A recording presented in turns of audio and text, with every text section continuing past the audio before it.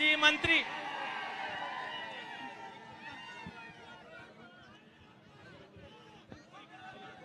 यानंतर माजी मंत्री आमदार राणा जगजितसिंह पाटील साहेब यांना विनंती करतो की त्यांनी या सभेला संबोधित करावं। संपताबा डोके यावर इकडं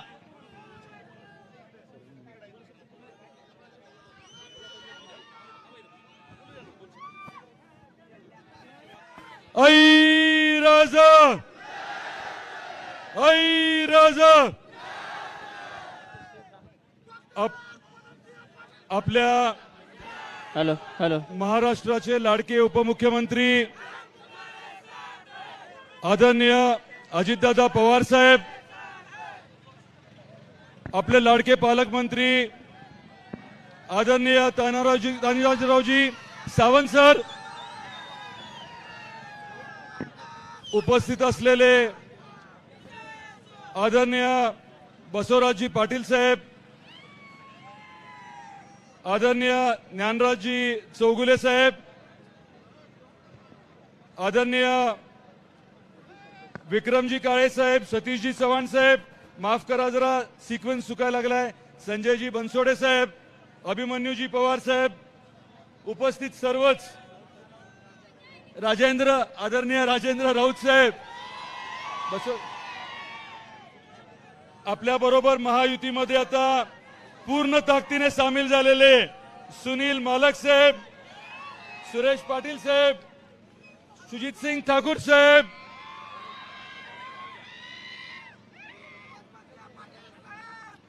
आणि सगळ्यात महत्वाचं म्हणजे प्रचंड प्रेम करणारे, अतिशय उत्साहात आलेला हा जो जनसागर आहे, माता भगिनी बांधवांना मी नमन करतो।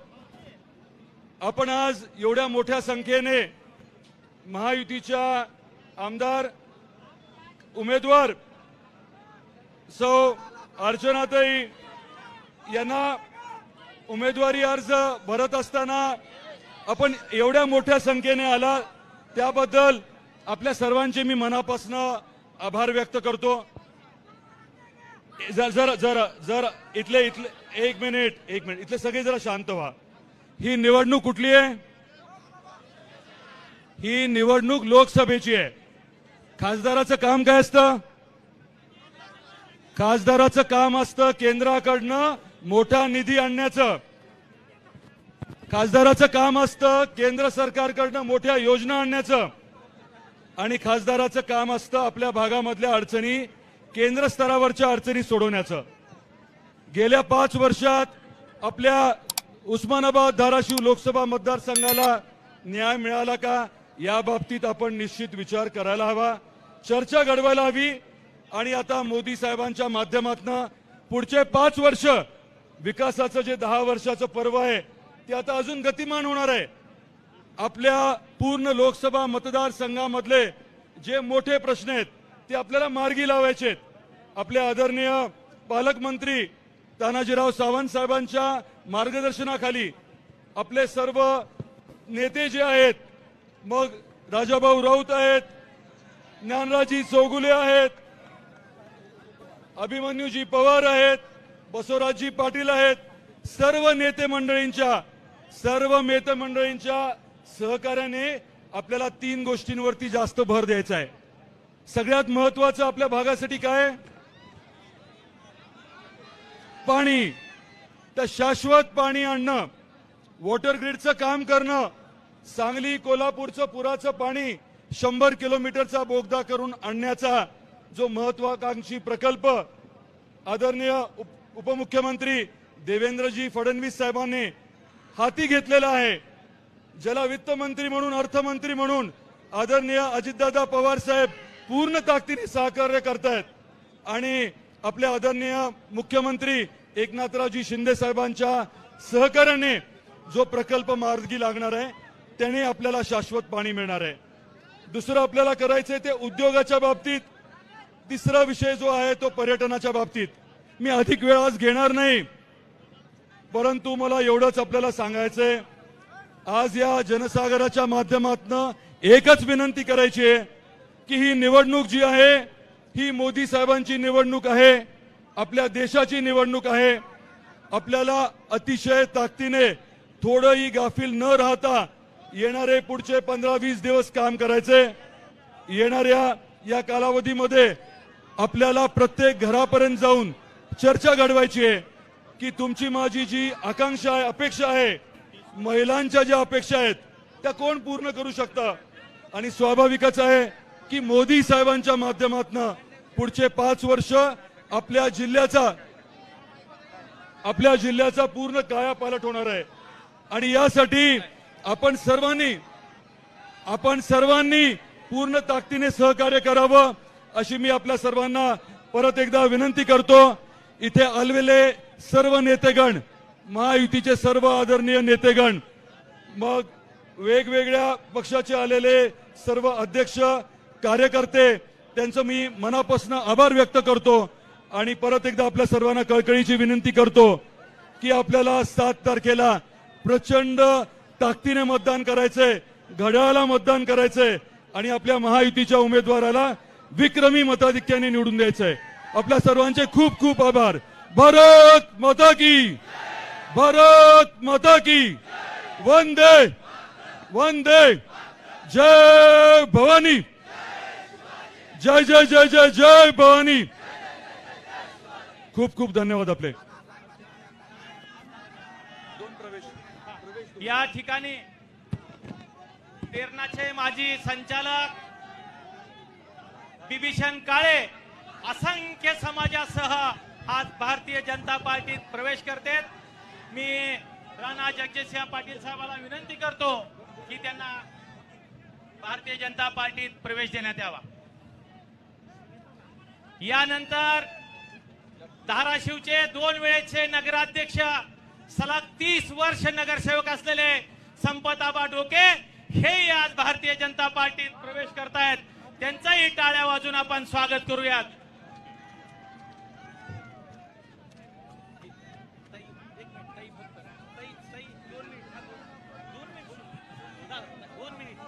फक्त विनंती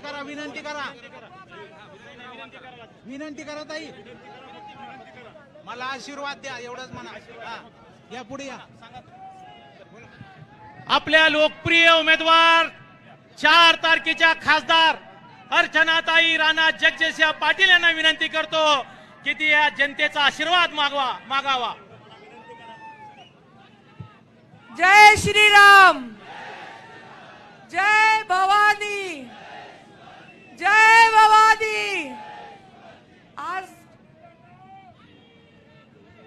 उदय मी काय बोलायची गरज आहे का आता? एवढा जनसमुदाय आणि आपल्या धाराशिव मतदारसंघातले एवढे भाऊ माझ्या पाठीशी उभे असताना माझा विजय 101% पक्का आहे. तानाजी सावंत साहेब, ज्ञानराज चौगुले साहेब, अभिमन्यू पवार साहेब, राजेंद्र राऊत साहेब, बसवराज पाटील साहेब, सुनील चव्हाण साहेब, तुळजापूरचे आमदार राणा दादा आणि तुम्ही सगळे एवढे जण, तुमच्या सगळ्यांच्या माध्यमातून माझा विजय 1001% पक्का आहे. हा विजय 7 वेळा महायुतीचे अधिकृत उमेदवार, महायुती म्हणजे भाजप, शिवसेना, एकनाथ शिंदे गट, राष्ट्रवादी काँग्रेस पक्ष, राष्ट्रवादी अजित पवार साहेब गट, मनसे रिपाई रामदास आठवले साहेब, महादेव जानकर साहेबांचा रासप, लहुजी शक्ती सेना आणि इतर घटक पक्षाचे अधिकृत उमेदवार म्हणून माझ्या घड्याळा चिन्हासमोरील बटन दाबून आपण भरभरून मताने विजयी करावं ही विनंती मी करायला आलेले. ही बोलले ना मनसे, ही निवडणूक अर्चना पाटील विरुद्ध कोण अशी नाहीच आहे. ही मोदीजी विरुद्ध राहुल गांधी निवडणूक आहे आणि आपल्याला परत एकदा 3ऱ्या टर्मला मोदीजींना भरभरून मताने विजयी करायचंय. 400 पारचा नारा दिलाय मोदीजींनी. 399चा जुगाड लावलाय त्यांनी. 400वी मी आहे. मला दिल्लीला पाठवायला विजयी करा. हात जोडून विनंती करते. यानंतर आपल्या सर्वांचे नेते माननीय अजितदादांना विनंती करतो.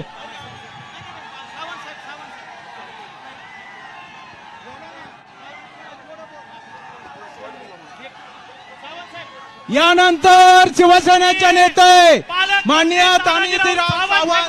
विनंती करतो की त्यांनी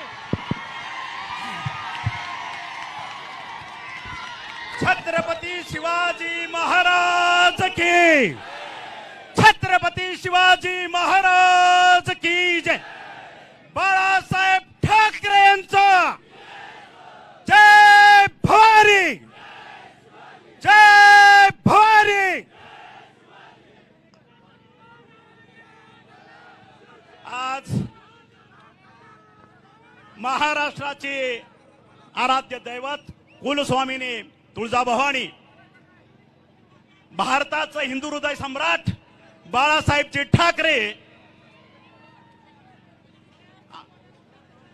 भारताचे पंतप्रधान नरेंद्रभाई मोदी, आमच्या महाराष्ट्राचे लाडके मुख्यमंत्री एकनाथजी भाई शिंदे,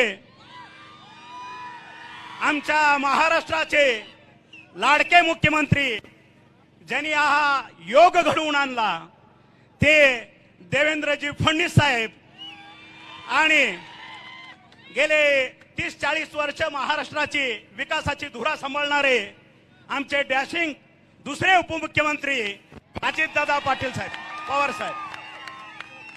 आणि ज्यासाठी आपण एकत्र जमलेलो आहोत, त्या आज ज्याच्यासाठी आपण आज मतदान मागणार आहोत, त्या आमच्या भगिनी अर्चनाताई पाटील आणि अनेक वक्त्यांची आमदारांची नावं घेत नाही, आदरणीय व्यासपीठ म्हणतो. आणि ह्या ठिकाणी लाखोच्या संख्येनं उपस्थित असलेला माझा शिवसैनिक आणि ह्या घड्याळाला बटन दाबणारे माझे सर्व मतदार बंधू भगिनींनो, शेतकरी बंधू भगिनींनो, खर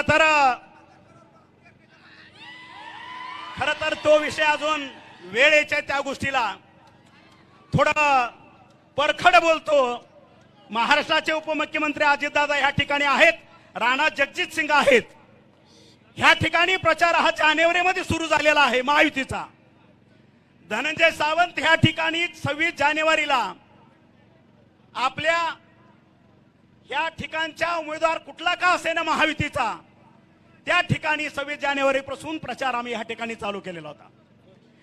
हा मतदार पारंपरिक पद्धतीनं हा कडवट शिवसैनिकांचा मतदार आहे, कडवट शिवसैनिकांचा मतदार आहे. तो बहाणा कधीही सोडणार नाही, हा मतदार आहे.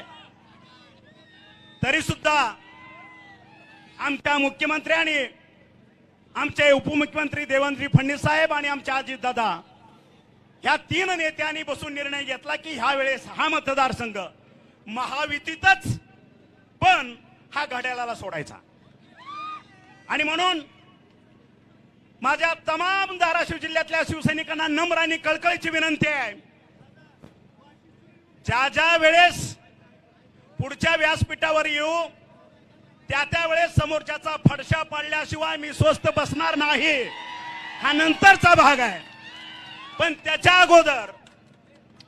अगोदर अशाच पद्धतीने जर माझ्या शिवसेनेचा एक मतदारसंघ कमी होत राहिला तर हा शिवसैनिक आणि आम्ही स्वतः कधीही सहन करणार नाही, हा आज या ठिकाणी सांगतोय. हे लक्षात असलं पाहिजे, कारण हा पारंपरिक मतदारसंघ शिवसेनेचा. ह्या ठिकाणी 8 वेळा शिवसेनेचा खासदार निवडून गेलेला आहे, 1 वेळा राष्ट्रवादीने, 1 वेळा या ठिकाणी काँग्रेस झालेला आहे. हा माझ्या तमाम शिवसैनिकांवरती अन्याय. पण या ठिकाणी अब की बार 400 पार आज विश्वनेता नरेंद्र भाई यांना आपल्याला पंतप्रधान करण्यासाठी आपलं दुःख विसरून माझ्या तमाम शिवसैनिकांना माझा मानाचा मुजरा आणि कळकळीची विनंती आहे की सगळ्यांच्या पुढे घड्याळांचे पदाधिकारी त्यांच्या सुद्धा पुढे जाऊन आपल्याला अर्चनाताईला ह्या ठिकाणी लीड द्यायचा एवढं तुम्हाला आव्हान करतो. आणि वेळोवेळी समोरचे जे मतदान मागायला येतात त्यावेळेस त्या ठिकाणी हा तानाजी सावंत माझ्या भगिनीसाठी छातीचा कोट करून समोर उभा असेल एवढंच आश्वासन देतो आणि 2 शब्द संपवतो. जय हिंद, जय Maharashtra.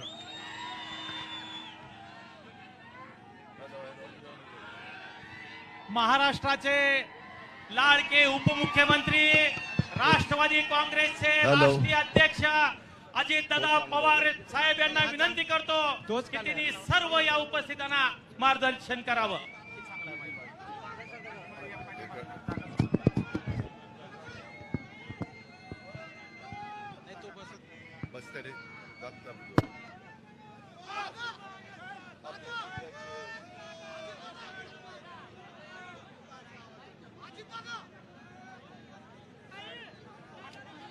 Hello hello hello hello. आपल्या जिल्ह्याचे पालकमंत्री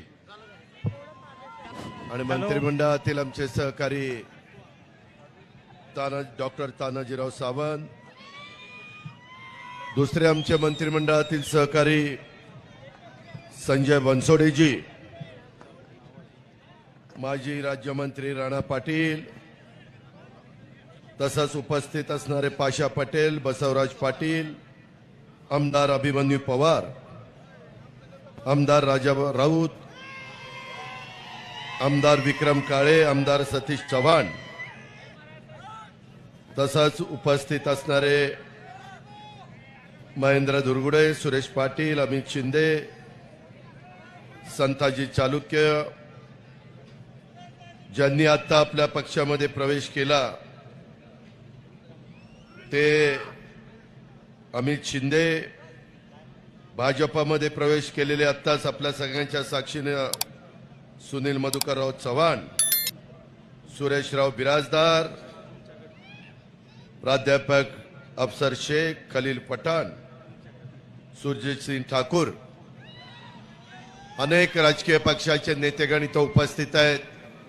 महायुतीचे, तसंच महायुतीमध्ये भाजपा, शिवसेना, राष्ट्रवादी काँग्रेस पक्ष, रासप, त्यामध्ये मनसे, आरपीआय आठवले गट, आरपीआय खरात गट, कवाडेजी, अशा अनेक वेगवेगळ्या राजकीय पक्षाचे उपस्थित असणारे सर्व सन्माननीय अध्यक्ष, पदाधिकारी, माझ्या धाराशिव उस्मानाबाद जिल्ह्याच्या कानाकोपऱ्यातनं, माझ्या उस्यामधनं, माझ्या बार्शी परिसरातनं आलेले तमाम मतदार बंधू भगिनी, पत्रकार मित्र आणि माझ्या तरुण सहकाऱ्यांनो, आज आम्ही सगळेजण महायुतीच्या उमेदवार राष्ट्रवादी काँग्रेस पक्षाच्या अर्चना राणा पाटील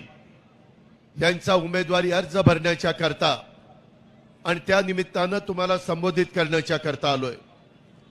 खरं तर भारतीय जनता पक्षाचे प्रांताध्यक्ष चंद्रशेखर बावनकुळेजी पण आलेले होते, परंतु आज 4:30 वाजता देशाचे पंतप्रधान नरेंद्र मोदीजी विदर्भात नागपूरला येणार आहेत आणि त्याच्यामुळे त्यांचं स्वागत करण्याच्या करता चंद्रशेखर बावनकुळे यांना जाणं क्रमप्राप्त होतं आणि त्याच्यामुळं अर्चनाताईंचा फॉर्म भरून आपल्याला सगळ्यांना शुभेच्छा देऊन ते पुढच्या कामाला गेलेले आहेत. त्याची नोंद कृपा करून सर्वांनी त्या ठिकाणी घ्यावी. मित्रांनो, आजपर्यंत मी अनेकदा माझ्या उस्मानाबादमध्ये, माझ्या धाराशिवमध्ये, माझ्या सासूरवाडीमध्ये आलोय, परंतु अशी अलोट गर्दी मी पहिल्यांदाच त्या ठिकाणी पाहतोय. जबरदस्त महायुतीच्या सगळ्या आमच्या आमदारांनी, आमच्या सहकाऱ्यांनी, आमच्या पालकमंत्र्यांनी, आमच्या इतर मंत्र्यांनी परिश्रम घेतले आणि लोकांनी पण उत्स्फूर्तपणाने प्रतिसाद दिला. त्याबद्दल पहिल्यांदा तुमचं स्वागत देखील करतो आणि तुम्हाला मनापासून धन्यवाद देखील देतो. मित्रांनो, एक गोष्ट लक्षात घ्या, ही निवडणूक गावकीची भावकीची निवडणूक नाही. ही देशाच्या 140 कोटी जनतेचं पुन्हा 5 वर्षाच्या करता कोणाच्या हातामध्ये कारभार द्यायचा आहे. जसं घरामध्ये कारभारी योग्य असेल तर घर चांगल्या पद्धतीनं चालतं. कारभारी योग्य असेल तर घरामध्ये आर्थिक सुबत्ता सुख शांती नांदत असते. कारभारी जर पार्सलिटी करत असेल, एकाला एक न्याय दुसऱ्याला दुसरा न्याय, तर ते घर नीट टिकत नाही. तसंच तुमचा माझा भारत देश हे आपल्या सगळ्या भारतीयांचं घर आहे आणि त्याच्यामध्ये गेले 10 वर्ष नरेंद्र मोदी साहेबांनी ज्या तडफेने ह्या देशाचं नेतृत्व केलं, ह्या देशाचा नावलौकिक जगामध्ये वाढवण्याचं काम केलं. आज जगात कुठल्याही देशामध्ये गेला तर आपल्याकडं बघण्याचा दृष्टिकोन हॅलो. अतिशय आदराचा, अतिशय रिस्पेक्टचा हा त्या ठिकाणी झालेला आहे. आणि हे किमया कुणी केली तरी पंतप्रधान नरेंद्रभाई मोदींनी केलेली आहे. आज त्यांनी फक्त जगामध्ये आपला नावलौकिक वाढवला नाही, जगाशी संबंध चांगले ठेवले. त्याच्यामुळं वेगवेगळ्या जगातल्या देशांनी आपल्याला कधी कमी व्याजाने निधी लागला, उस्मानाबादकरांनो, धाराशिवकरांनो 0.5% व्याजानी जपान गव्हर्नमेंट आपल्याला निधी देतं. त्याच्यातनं आपण जायका सारखे प्रकल्प, मोठे मोठे प्रकल्प आपल्या धाराशिव, बार्शी आणि माझ्या औसा परिसरामध्ये कुठल्याही भागात पाण्याचा प्रश्न बिकट आहे. मग तो शेतीचा पाण्याचा असेल, तो माझ्या पिण्याच्या पाण्याचा असेल, त्याच्याकरता हर घर नल अशा प्रकारची योजना मोदी साहेबांनी आणली. देशामध्ये सगळ्या राज्यांना पैसे दिले. जेवढे प्लॅन इस्टिमेट असेल 100 कोटी, 50 कोटी नरेंद्र मोदी साहेब पाठवतात, 50 कोटी ते राज्य शासन भरतं. 100 150 कोटी रुपयाच्या योजना ह्या त्यांच्या दूरच्या दृष्टीमुळे झालेल्या आहेत. आता नवीन कार्यक्रम त्यांनी दिला आहे, 3 कोटी लोकांना घर बांधण्याचा कार्यक्रम. मित्रांनो, ह्याच्यामध्ये मागे माझा मागासवर्गीय आणि आदिवासी समाजाला घरं मिळायची, परंतु माझा भटका समाज, धनगर समाज असेल, माझा इतर ओबीसी समाज असेल, माझा अल्पसंख्याक समाज असेल, माझा बहुजन समाजातला गरीब वर्ग असेल, तो म्हणायचा अरे आम्ही पण गरीब आहे ना, आमची पण परिस्थिती घर बांधायची नाहीये, आमचाही विचार करा.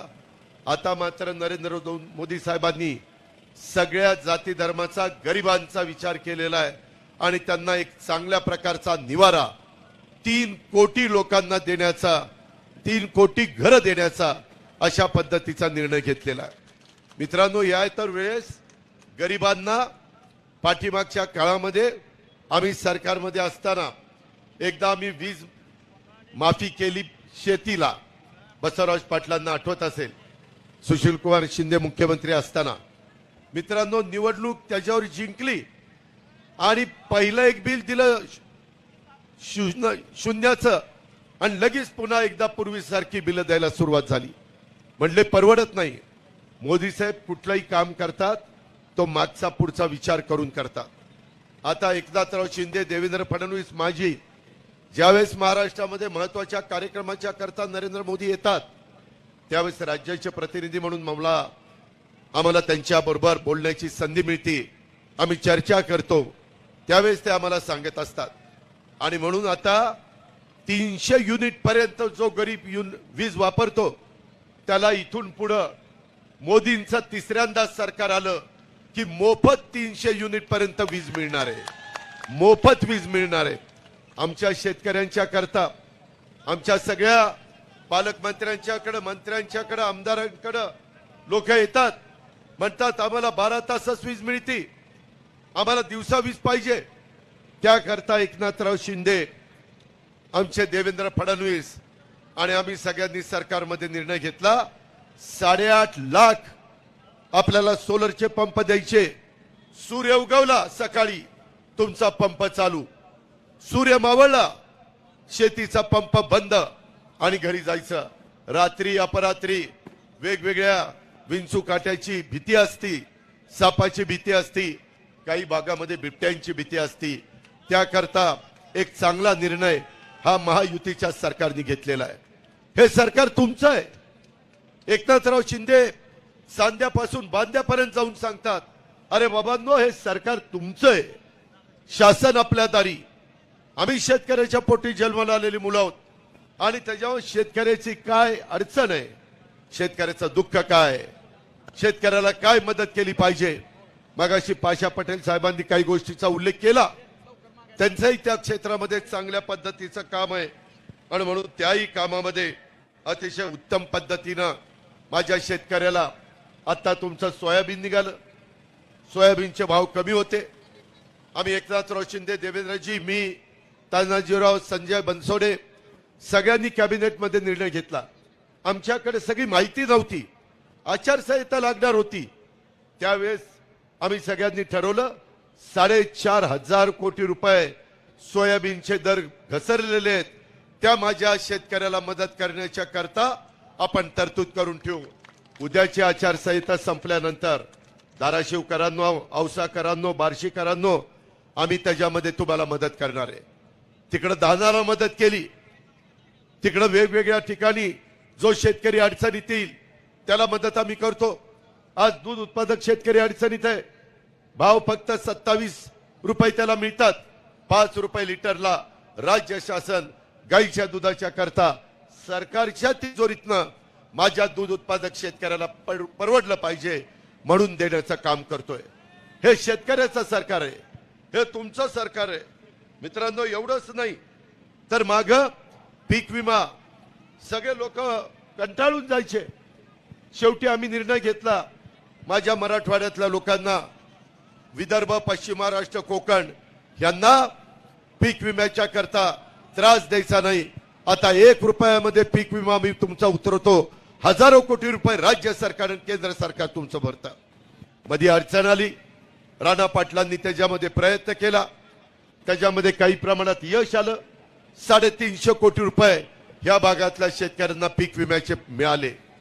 त्याच्यानंतर अजूनही केस चालू आहे, अजून पैसे कसे मिळतील याबद्दलचा कोर्टामध्ये आपण लढतोय, चांगल्या प्रकारचे वकील देतोय. मित्रांनो, एवढंच नाही तर आपण आता तुळजापूर, त्याच्या संदर्भातली धाराशिव आणि सोलापूर अशी जी रेल्वे 1,000 कोटी रुपये लागत होते, मोदी साहेब म्हणले मी तुम्हाला ती रेल्वे देतो, 50% तुम्ही द्या, 50% राज्य सरकार.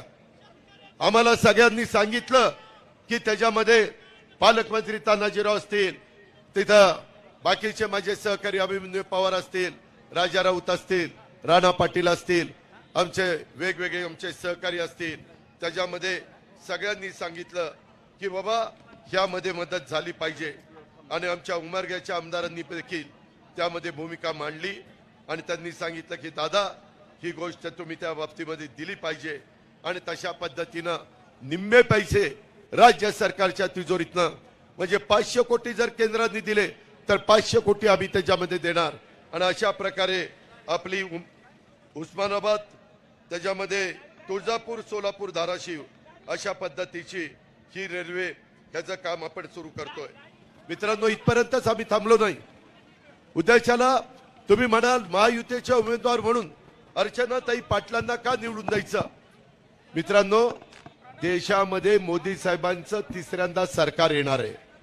आजच पहिल्या टप्प्यातलं मतदान माझ्या विदर्भामध्ये चाललेलं आहे.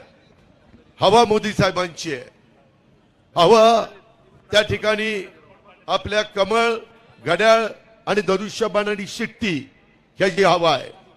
त्याकरता आपल्याला सगळ्यांना कसोशीनं प्रयत्न करायचा आहे. आणि हा प्रयत्न करत असताना मंगळवार दिनांक 7/5/2024 ला मे महिन्याच्या पहिल्या आठवड्यामध्ये सकाळी 7 ते 6 मतदान आहे.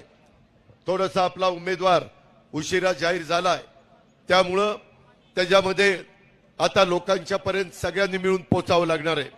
महायुतीच्या प्रत्येक कार्यकर्त्याला कष्ट घ्यावे लागणार आहे, रात्रीचा दिवस करावा लागणार आहे. उमेदवाराला देखील जास्त वेळ त्या ठिकाणी द्यावा लागणार आहे. शेवटी मतदार राजा, त्याचं महत्व, त्याचा अधिकार, त्याचा मान सन्मान हा निश्चितपणे उजवा असतो. आणि घटनेचे शिल्पकार डॉक्टर बाबासाहेब आंबेडकरांनी तो प्रत्येकाला दिलेला आहे. त्याकरता आपल्याला आता राहिलेल्या दिवसामध्ये प्रचंड काम करायचंय. उन्हाची तीव्रता वाढलेली आहे, उष्मा त्या ठिकाणी वाढलेला आहे, परंतु त्याच्यातून आपल्याला मार्ग काढायचा आहे. मित्रांनो, हे सगळं करत असताना आम्ही सगळ्या महाराष्ट्रात फिरतोय. काल मी पुण्यामध्ये होतो, मुख्यमंत्री मी देवेंद्रजी, नंतर सातारला गेलो आणि नंतर देवेंद्र आणि मी त्या ठिकाणी सांगलीला गेलो. आज देवेंद्रजी विदर्भामध्ये, अशा वेगवेगळ्या भागामध्ये आमचे दौरे चाललेले आहेत. आपण गाफील राहू नका. समोरचा उमेदवार वाटेल ते अशा प्रकारचे आश्वासन देईल, परंतु त्यांच्या हातामध्ये तसं काही नाहीये, कारण ते आज विरोधी पक्षामध्ये आहेत. आणि त्याकरता आपलं जे उजनीचं पाणी आहे, जे पाठीमागं आपण या शहराला आणण्याचा प्रयत्न केला, परंतु तेवढं पाणी आणून आपली तहान भागलेली नाहीये. आपल्याला मोठ्या प्रमाणावर कृष्णा भीमा स्थिरीकरणाचं पाणी आणायचं आहे. काल मी टेंबू, ताकारी, म्हैसाळमध्ये जवळपास 8 TMC पाणी देवेंद्रजींनी, आम्ही एकनाथरावांनी तिथं 1,00,000 एकर जमीन ओलिताखाली आणण्याचं काम त्या ठिकाणी केलंय आणि त्या कामाला सुरुवात केली. तशा पद्धतीनं माझ्या धाराशिव, उस्मानाबाद मध्ये ते कृष्णा भीमा स्थिरीकरणाचं पाणी त्याच्या टनेलच्या माध्यमातून इकडं आणल्याशिवाय गत्यंतर नाही. त्याकरता राज्य सरकारचा मी 8 वर्ष 8 वेळेला अर्थमंत्री म्हणून अर्थसंकल्प सादर केलाय.